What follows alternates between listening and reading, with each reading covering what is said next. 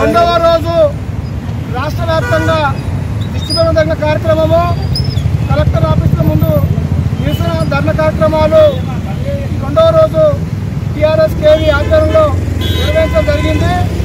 ఈ సందర్భంగా కేంద్ర ప్రభుత్వానికి టీఆర్ఎస్ పార్టీ కార్మిక విభాగంగా హెచ్చరిస్తున్నాం. ప్రభుత్వం సంస్థలను మొత్తం ప్రైవేటు వ్యక్తులకు అప్పచెప్పి ఈ దేశంలో వేలాది మంది కార్మికులు పొట్టగొట్టే ప్రయత్నం చేస్తుంది ఈ కేంద్రంలో ఉన్న బీజేపీ పార్టీ అని చెప్పి ఈ సందర్భంగా తెలియజేస్తున్నాం. అదేవిధంగా మోటార్ రవాణా కార్మిక రంగాన్ని మొత్తం నిర్వీర్యం చేసి దాన్ని కూడా ట్రాన్స్పోర్ట్ రంగాన్ని మొత్తం మన చేతిలో పెట్టుకొని ట్రాన్స్పోర్ట్ డిపార్ట్మెంట్ అని కేంద్రం జీవో తీసుకొచ్చింది.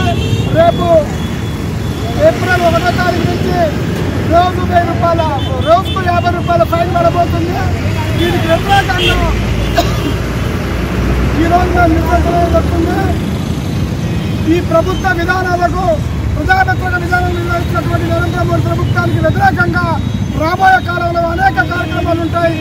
కార్మికులంతా ఏకతాటి మీద పట్టుదలతో పోరాటం సిద్ధముందని చెప్పి బీజేపీ పార్టీ ప్రభుత్వానికి మేము టీఆర్ఎస్ కేడీగా హెచ్చరిస్తున్నాం. జై తెలంగాణ.